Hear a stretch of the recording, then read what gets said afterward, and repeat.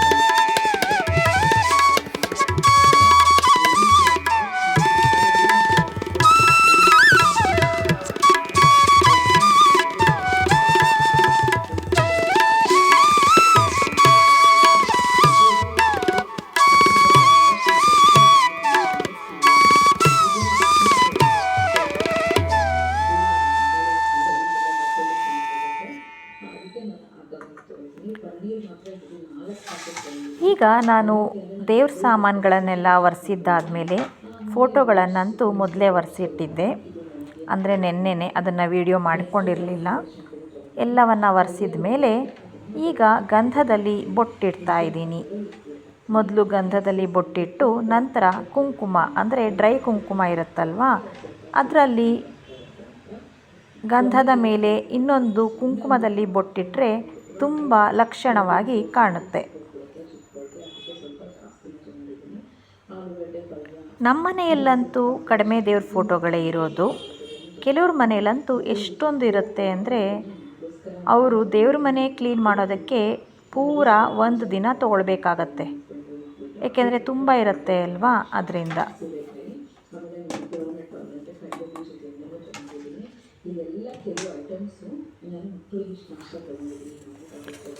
ಈಗ ನೋಡಿ, ನಾನು ಆಂಜನೇಯ ಸ್ವಾಮಿ ಫೋಟೋಗೆ ಮತ್ತು ಭೂದೇವಿ ವರಹನಾಥ ಸ್ವಾಮಿ ಫೋಟೋಗೂ ಸಹ ಗಂಧವನ್ನು ಇಟ್ಟು ಎತ್ತಿಟ್ಟಿದ್ದೀನಿ. ಸ್ವಲ್ಪ ಟೈಮ್ ಬಿಟ್ಟು ಕುಂಕುಮನ ಇಡಬೇಕು. ಯಾಕೆಂದರೆ ಈಗ ಒದ್ದೆ ಇರುತ್ತೆ ಅಲ್ವಾ, ಗಂಧ ಪೂರ ಒದ್ದೆ ಇದ್ದಾಗ ಇಡೋಕ್ಕಾಗಲ್ಲ. ಆಮೇಲೆ ಕುಂಕುಮದಲ್ಲಿ ಬೊಟ್ಟಿಟ್ರೆ ಚೆನ್ನಾಗಿ ಕಾಣುತ್ತೆ.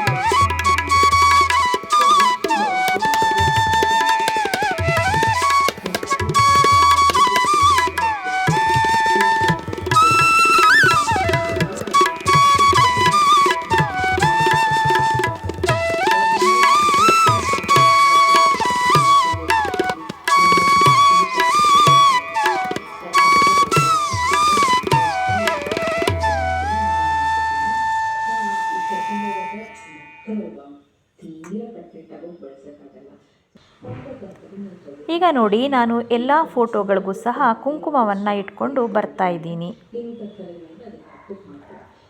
ಹಾಗೆ ನಾವು ಗುರುವಾರ ಎಲ್ಲ ಕೆಲಸವನ್ನು ಮಾಡಿ ಮುಗಿಸ್ಬಿಟ್ರಂತೂ ಬೆಳಗ್ಗೆ ಬ್ರಾಹ್ಮಿ ಮುಹೂರ್ತದಲ್ಲಿ ಪೂಜೆ ಮಾಡೋದಕ್ಕೆ ತುಂಬ ಸುಲಭ ಆಗಿಬಿಡತ್ತೆ. ಬೆಳಗ್ಗೆ ಎದ್ದು ಇದನ್ನೆಲ್ಲ ಮಾಡ್ಕೊಳ್ಳೋದಕ್ಕೆ ಸಾಧ್ಯನೇ ಆಗೋದಿಲ್ಲ. ಅಂದರೆ ಅರ್ಥ, ನಾವು ಬೆಳಗ್ಗೆ 3 ಗಂಟೆಗೆ ಎದ್ದೇಳಬೇಕಾಗತ್ತೆ ಇದನ್ನೆಲ್ಲ ಮಾಡ್ಕೊಳ್ಬೇಕು ಅಂದರೆ. ಆದ್ದರಿಂದ ಗುರುವಾರನೇ ಎಲ್ಲ, ಅಂದರೆ ರಾತ್ರಿ ಏನು ಮಾಡೋಕ್ಕೆ ಹೋಗಬೇಡಿ, ಸಾಯಂಕಾಲ 4 ಗಂಟೆ ಅಷ್ಟೊತ್ತಿಗೆಲ್ಲ ಮುಗಿಸ್ಕೊಂಡ್ಬಿಟ್ರೆ ಬೆಳಗ್ಗೆ ಎದ್ದು ಬೇಗ ಪೂಜೆ ಮಾಡ್ಕೊಳ್ಬಹುದು. ಹಾಗೆ ನಾವು ಹೊರಗಡೆ ಕಸ ಗುಡಿಸ್ಕೊಂಡು ತೊಳ್ಕೊಂಡು ಎಲ್ಲ ರಂಗೋಲಿ ಬಿಟ್ಟು ಬಂದಿರ್ತೀವಿ. ಮನೆ ಕಸ ಗುಡಿಸಿರ್ತೀವಿ, ಒರೆಸಿರ್ತೀವಿ. ಹಾಗೆ ದೇವ್ರ ಮನೆಯೂ ಸಹ ಕ್ಲೀನ್ ಮಾಡಿಟ್ಟಿರ್ತೀವಿ. ದೇವ್ರ ಫೋಟೋಗಳಿಗೂ ಸಹ ಈ ಥರ ಗಂಧದಲ್ಲಿ ಕುಂಕುಮದಲ್ಲಿ ಬೊಟ್ಟೆಲ್ಲ ಹಾಕಿ ಇಟ್ಟಿರ್ತೀವಿ. ಇನ್ನೇನು ಎಲ್ಲ ಮುಗ್ದ ಹಾಗೆ ಅಲ್ವಾ. ಅದರಿಂದ ಬೆಳಗ್ಗೆ ಶುಕ್ರವಾರ ಬೆಳಗ್ಗೆ ಬೇಗ ಎದ್ದು ಇನ್ನೊಂದು ಸರ್ತಿ ನೆಲವನ್ನು ಒರೆಸ್ಕೊಂಡು ಸ್ನಾನ ಮಾಡಿಕೊಂಡು ದೇವ್ರ ಮನೆಗೆ ಬಂದು ಎಲ್ಲ ಫೋಟೋಗಳಿಗೆ ಹೂವನ್ನು ಇಟ್ಟು ಒಂದು ರಂಗೋಲಿಯನ್ನು ಬಿಟ್ಟು ದೇವ್ರ ಮನೆಯನ್ನು ಒರೆಸ್ಕೊಂಡ್ಬಿಟ್ರೆ ಎಲ್ಲ ಕೆಲಸ ಮುಗದೇ ಹೋಗುತ್ತೆ.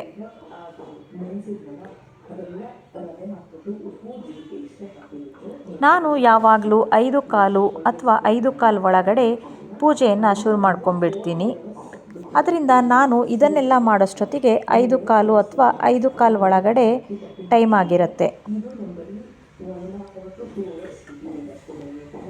ಆಗ ಪೂಜೆಯನ್ನು ಶುರು ಮಾಡ್ಕೊಂಡ್ಬಿಟ್ರೆ ಒಂದು 6 ಗಂಟೆ ಒಳಗಡೆ ಎಲ್ಲ ಪೂಜೆ ಮುಗಿದು ಹೋಗುತ್ತೆ.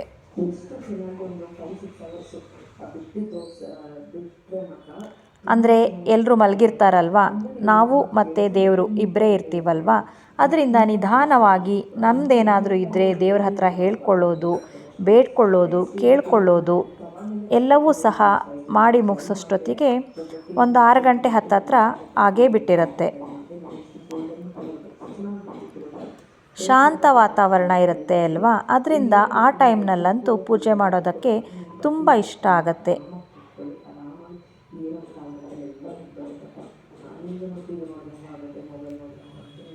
ಈಗ ನೋಡಿ ದೇವ್ರ ಫೋಟೋಗಳಿಗೆಲ್ಲ ಬೊಟ್ಟನ್ನು ಇಟ್ಟಿದ ಮೇಲೆ ದೇವ್ರ ಸಾಮಾನುಗಳಿರುತ್ತಲ್ವ, ದೀಪ, ಈ ಥರ ಕಲಶ ಅಥವಾ ಆನೆ ಇವೆಲ್ಲದಕ್ಕೂ ಸಹ ನಾನು ಗಂಧ ಕುಂಕುಮವನ್ನು ಇಟ್ಕೊಂಡು ಬರ್ತಾ ಇದ್ದೀನಿ. ಇದು ನೋಡಿ ದೀಪ ಗಜಲಕ್ಷ್ಮಿ ದೀಪ. ಅದು ನನಗೆ ಈಗ ಸ್ವಲ್ಪ ವರ್ಷದಲ್ಲಿ ಗೊತ್ತಾಯಿತು. ನಾವು ಕಾಮಾಕ್ಷಿ ದೀಪ ಅಂತ ಹೇಳಿ ಇದನ್ನು ಕೊಂಡ್ಕೊಂಡಿದ್ದು. ಅಂದರೆ ಚಿನ್ನದ ಅಂಗಡಿಯವರು, ಅಂದರೆ ಇದನ್ನು ನಾವೆಲ್ಲಿ ಕೊಂಡ್ಕೊಳ್ತೀವಿ ಅವರು ಸಹ ನಮಗೆ ಹೇಳಲಿಲ್ಲ. ಜ್ಯುವೆಲ್ರಿ ಶಾಪ್ ಇರುತ್ತಲ್ವ, ಅವರು ಇದನ್ನು ನಮಗೆ ಗಜಲಕ್ಷ್ಮಿ ದೀಪ ಅಂತ ಹೇಳಿಲ್ಲ, ಕಾಮಾಕ್ಷಿ ದೀಪ ಅಂತಲೇ ಹೇಳಿ ಕೊಟ್ಟಿದ್ದು. ಕಾಮಾಕ್ಷಿ ದೀಪ ಅಂದರೆ ದೇವ್ರ ಕೈನಲ್ಲಿ ಒಂದು ಕಡೆ ಕಬ್ಬು ಒಂದು ಕಡೆ ಗಿಳಿ ಇರುತ್ತೆ ಅನಿಸುತ್ತೆ, ಅದನ್ನು ಕಾಮಾಕ್ಷಿ ದೀಪ ಅಂತ ಹೇಳ್ತಾರೆ. ಇದು ಗಜಲಕ್ಷ್ಮಿ ದೀಪ. ಈಗಲೂ ಸಹ ಎಷ್ಟೊಂದು ಜನಕ್ಕೆ ಕಾಮಾಕ್ಷಿ ದೀಪ ಕೊಡಿ ಅಂತ ಕೇಳಿದಾಗ ಇದನ್ನೇ ಜ್ಯುವೆಲ್ರಿ ಶಾಪ್ ಅವರು ಕೊಡೋದು. ನಾವು ಏನಾದರೂ ಒಂದು ಫೋಟೋ ತೋರಿಸಿ ಅದನ್ನು ನಾವೇನಾದರೂ ಕಸ್ಟಮೈಸ್ ಮಾಡಿಸ್ಕೊಂಡು ದೀಪವನ್ನು ತಗೊಳ್ಬೇಕೇ ಹೊರತು ಅವ್ರ ಹತ್ರ ಹೋಗಿ ಕೇಳಿದಾಗ ಈ ದೀಪನೇ ಕೊಟ್ಟು ಕಳಿಸೋದು.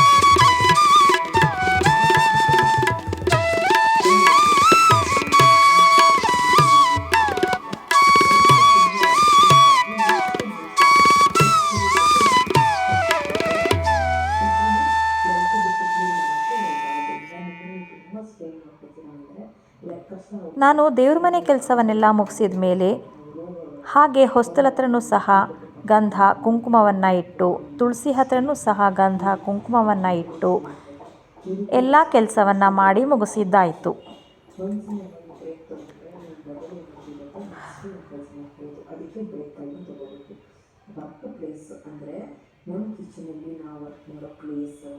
ಗುರುವಾರನೇ ಈ ಕೆಲಸವನ್ನೆಲ್ಲ ಮಾಡಿ ಮುಗಿಸ್ಕೊಂಡ್ರೆ ಏನೋ ಒಂಥರ ನೆಮ್ಮದಿ. ಬೆಳಗ್ಗೆ ಬೇಗ ಎದ್ದು ಪೂಜೆ ಮಾಡಬಹುದಪ್ಪ, ನಮಗೂ ಸಹ ಒಳ್ಳೆಯದಾಗತ್ತೆ, ಬ್ರಾಹ್ಮಿ ಮುಹೂರ್ತದಲ್ಲಿ ಪೂಜೆ ಮಾಡೋದ್ರಿಂದ ನಮಗೂ ಸಹ ಒಳ್ಳೆಯದಾಗತ್ತೆ ಅಂತ ಒಂದು ನೆಮ್ಮದಿ ಇರುತ್ತೆ. ಅದರಿಂದ ಆದಷ್ಟು ಗುರುವಾರನೇ ಎಲ್ಲ ಕೆಲಸವನ್ನು ಮಾಡಿ ಮುಗಿಸ್ಕೊಂಬಿಡಿ.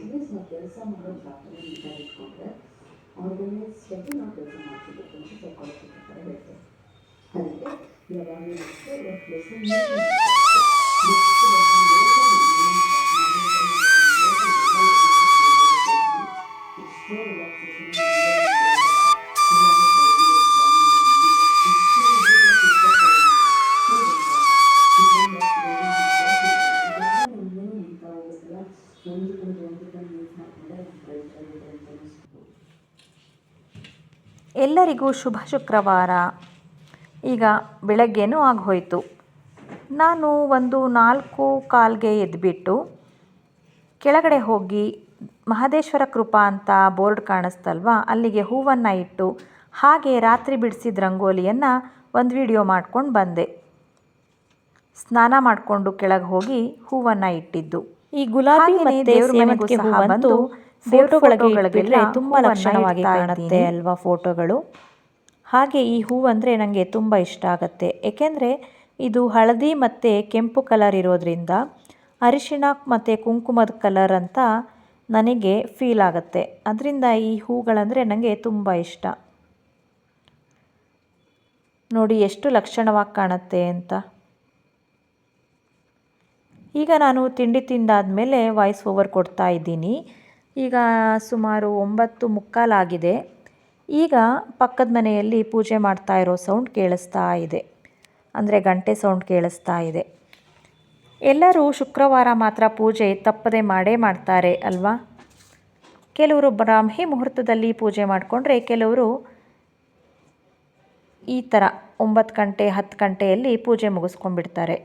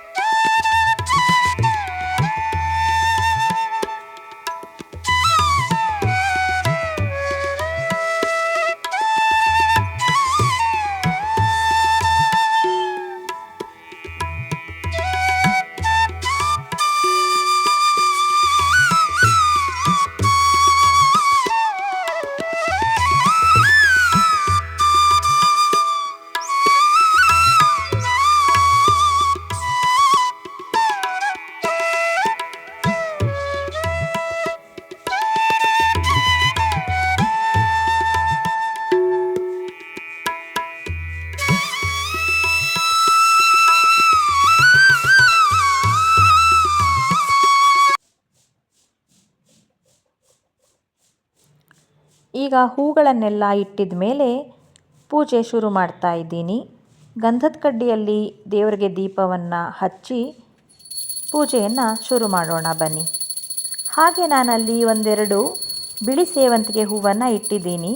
ಅದು ಅಷ್ಟಾಗಿ ಕಾಣಿಸ್ತಾ ಇಲ್ಲ ನೋಡಿ, ಹಳದಿ ಕಲರ್ ಕಾಣಿಸ್ತಾ ಇದೆ, ಬಿಳಿ ಸೇವಂತಿಗೆ ಹೂವು ಕಾಣಿಸ್ತಾನೇ ಇಲ್ಲ.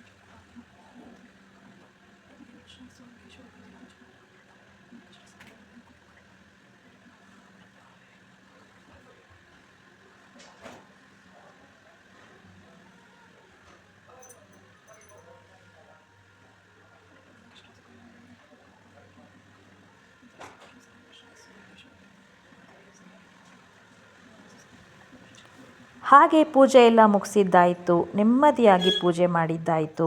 ಈಗ ದೇವ್ರ ಮನೆಯಲ್ಲಿ ಕೂತ್ಕೊಂಡು ಅರಿಶಿಣ ಕುಂಕುಮವನ್ನು ನನ್ನ ಮಾಂಗಲ್ಯಕ್ಕೆ ಇಟ್ಕೊಳ್ತಾ ಇದ್ದೀನಿ. ಹಾಗೆ ನಮಸ್ತೆ ಮಾಡಿಕೊಂಡೆ. ಈಗ ಸ್ವಲ್ಪ ಟೈಮ್ ರೆಸ್ಟ್ ತೊಗೊಳ್ಬೇಕು. ತೊಗೊಂಡಿದ್ದಾದಮೇಲೆ ಬ್ರೇಕ್ಫಾಸ್ಟ್ ಮಾಡೋ ಟೈಮ್ ಬಂದಾಯಿತು. ನಾನು ಈ ದಿನ ಚಪಾತಿ ಮತ್ತು ಸೋರೆಕಾಯಿ ಪಲ್ಯವನ್ನು ಮಾಡ್ತಾಯಿದ್ದೀನಿ.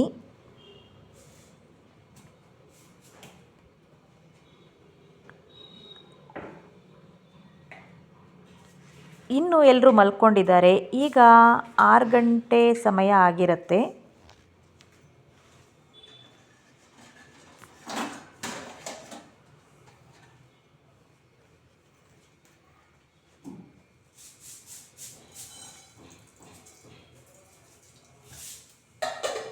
ನಾನು ಬಾಣಲೆಗೆ ಅಂದರೆ ಪ್ಯಾನ್ಗೆ ಸ್ವಲ್ಪ ಎಣ್ಣೆ ಹಾಕಿ ಸಾಸಿವೆ ಹಾಕಿದ್ದೀನಿ. ಈಗ ಒಂದೆರಡು ಹಸಿಮೆಣಸಿನಕಾಯನ್ನು ಉದ್ದಕ್ಕೆ ಸೀಳಿ ಹಾಕ್ತಾಯಿದ್ದೀನಿ.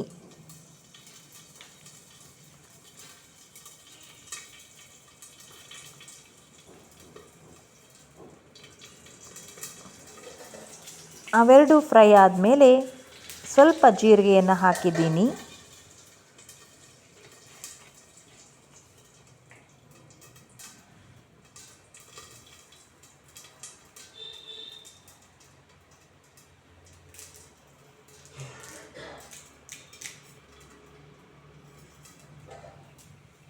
ಈಗ 1-2-3 ಕಡ್ಡಿ ಕರಿಬೇವು ಸೊಪ್ಪು ತಂದಿದ್ದೆ ನಮ್ಮ ಗಿಡದಿಂದ, ಅದನ್ನು ಹಾಕ್ಕೊಳ್ತಾ ಇದ್ದೀನಿ.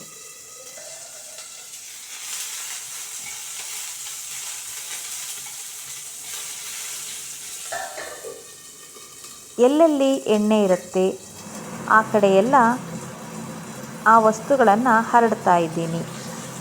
ಹಾಗೆ ಅದು ಘಾಟು ಬರ್ತಾ ಇತ್ತು. ಚಿಮ್ನಿನೂ ಸಹ ಆನ್ ಮಾಡ್ಕೊಂಡಿದ್ದೀನಿ. ಈಗ ಸ್ವಲ್ಪ ಒಂದು ಈರುಳ್ಳಿಯನ್ನು ಸಣ್ಣದಾಗಿ ಹೆಚ್ಚಿಟ್ಟಿದ್ದೆ ಅಲ್ವಾ, ಅದನ್ನು ಹಾಕ್ಕೊಂಡಾದಮೇಲೆ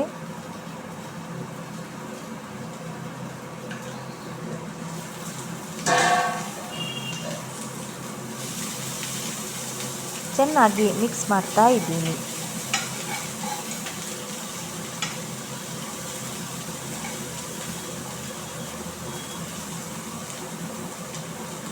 ಈ ಸೋರೆಕಾಯಿ ಪಲ್ಯ, ಹೀರೆಕಾಯಿ ಪಲ್ಯ, ಹಾಗಲಕಾಯಿ ಪಲ್ಯ, ಈ ಥರ ತೊಂಡೆಕಾಯಿ ಪಲ್ಯ, ಹೀಗೆ ಎಲ್ಲ ತರಕಾರಿ ಪಲ್ಯಕ್ಕೂ ಮಸಾಲೆ ಹಾಕೋಲ್ಲ ಅಲ್ವಾ, ಅದರಿಂದ ತುಂಬ ಒಳ್ಳೆಯದಿರುತ್ತೆ ಆರೋಗ್ಯಕ್ಕೆ.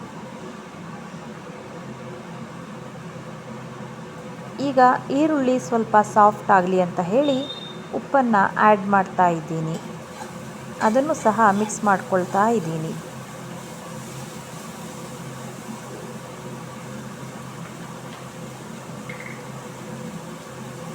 ಈಗ ಸ್ವಲ್ಪ ಅರಿಶಿಣವನ್ನು ಹಾಕ್ತಾ ಇದ್ದೀನಿ.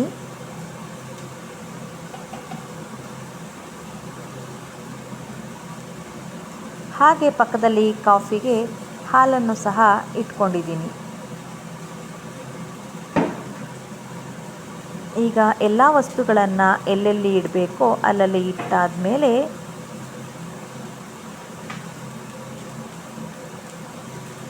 ನೋಡಿ, ನೀಲಿ ಬಾಕ್ಸ್ನಲ್ಲಿ ತೆಗಿತಾ ಇದ್ದೀನಲ್ವ, ಅದು ಸೋರೆಕಾಯಿ.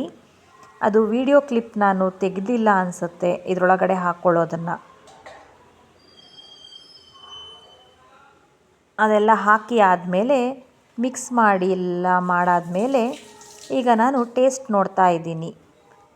ಸ್ವಲ್ಪ ಸಪ್ಪೆ ಇದ್ದಿದ್ದಕ್ಕೆ ಈಗ ಇನ್ನು ಸ್ವಲ್ಪ ಉಪ್ಪನ್ನು ಹಾಕ್ಕೊಳ್ತಾ ಇದ್ದೀನಿ.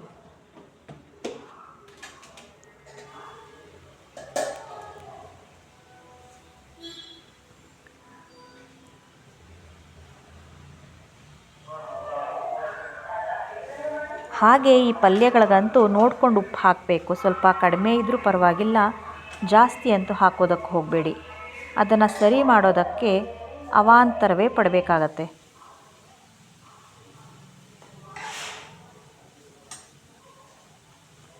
ಈಗ ಪಲ್ಯ ಆಯಿತು. ಪಕ್ಕದಲ್ಲಿ ನಾನು ಕಾಯಿನ ತುರ್ಕೊಳ್ತಾ ಇದ್ದೀನಿ. ಕಾಫಿನೂ ಆಯಿತು, ಎಲ್ಲರೂ ಕುಡಿದಿದ್ದು ಆಯಿತು. ಈಗ ಬ್ರೇಕ್ಫಾಸ್ಟ್ ರೆಡಿ ಆಗಿದೆ.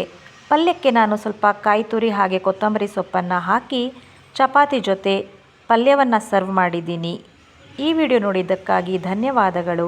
Thank you.